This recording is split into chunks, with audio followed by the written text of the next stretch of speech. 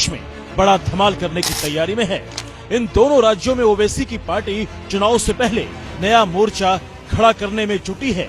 आज पश्चिम बंगाल में ओवैसी के इसी गेम प्लान की तस्वीर मुर्शिदाबाद जिले से सामने आई।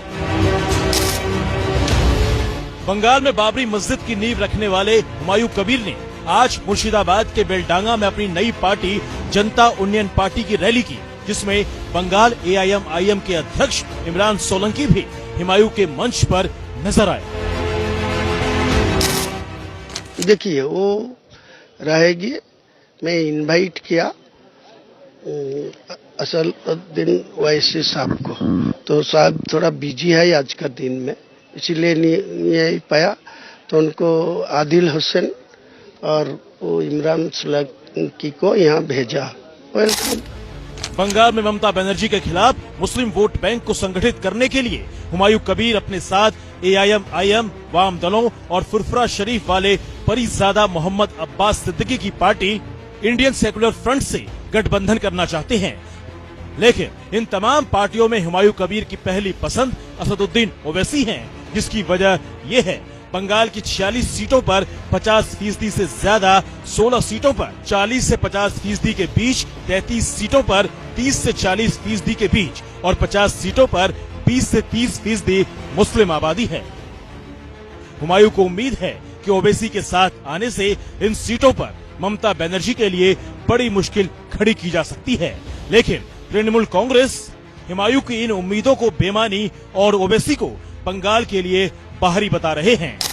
और बंगाल में एक कहावत है, बंगाली बहिरागत चाहे ना, बंगाली निजर में एक ही चाहे। और मीम आएगा, जो भी आएगा बाहर से, तो बंगाली का एक ही कहावत है, बंगाली बहिरागत चाहे ना, बंगाली निजर में एक ही चाहे। एक तरफ TMC बंगाल में ओवैसी के असर को सिरे से खारिज कर रही है, तो दूसरी ओर बीजेपी बंगाल चुनाव से पहले हुमायूं कबीर और ओवैसी के संभावित थर्ड फ्रंट को शगुफा बता रही है। कांग्रेस कह रही है कि ओवैसी और हुमायूं कबीर दरअसल बीजेपी की ही रणनीति का हिस्सा हैं। चुनाव के समय ये सब साथ आते हैं, लेकिन मुझे नहीं लगता है कि ये कोई दीर्घकालिक व्यवस्था होने वाली है। चाहे ये लोग आए, अपना पॉलिटिकल प्रयोग, पॉलिटिकल एक्सपेरिमेंट करने का समय होता है। कोई भी चुनाव होता है तो पॉलिटिकल एक्सपेरिमेंटेशंस होते हैं, ऐसे उपयोग होते रहते हैं, लेकिन हम लोग इसको बहुत सीरियसली नहीं लेते हैं। हम लोग अपना काम कर रहे हैं। भारतीय जनता पार्टी का खेल है। भारतीय जनता पार्टी हिंदू मुसलमान कराने के लिए लोग ये बताते हैं कि तमाम तरीके के पैसे इसमें इन्वॉल्व हो रहे हैं, तमाम लोग भारतीय जनता पार्टी के इसमें इन्वॉल्व हो रहे हैं। हिंदू वोटरों के नाम पर भारतीय जनता पार्टी और मुस्लिम वोटों को ललचाने के लिए जो हुमायूं कबीर को ये लोग लेकर के आए हैं। बंगाल की जनता बहुत समझदार है। आज केंद्रीय गृह मंत्री अमित शाह के दौरे ने भी पश्चिम बंगाल की सियासी हलचल बढ़ा दी। अमित शाह ने आज उत्तर 24 परगना जिले में एक रैली को संबोधित किया।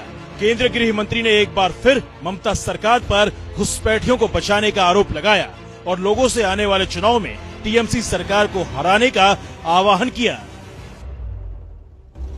नदी नाले से, दुर्गम पहाड़ों से जो घुसपैठिए आते हैं, उनको आपका पटवारी रोकता नहीं है, आपका पुलिस वाला रोकता नहीं है, और आप यहां से फर्जी डॉक्यूमेंट बनाकर उनको पूरे देश भर में भेज रही है। ममता बनर्जी ये भूमि BSF को देगी, वो नहीं देगी, क्योंकि उनका वोट बैंक वो घुसपैठिए है, घुसपैठिए।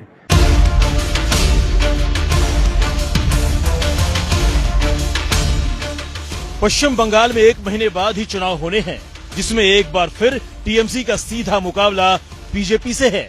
लेकिन ओवैसी सिर्फ पश्चिम बंगाल ही नहीं, देश के सबसे बड़े सियासी अखाड़े यानी उत्तर प्रदेश में भी नए गेम प्लान के साथ एंट्री करने की तैयारी में है।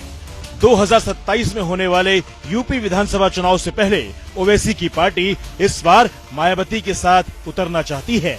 अपनी इस चुनावी योजना को जमीन पर उतारने के लिए AIM ने BSP को गठबंधन का ऑफर दे दिया है। पिछले 2022 में भी पूरी कोशिश किया था। अशोक सिद्धार्थ साहब से हम लोगों की मीटिंग भी हुई थी और बहन जी के कहने पर किए थे।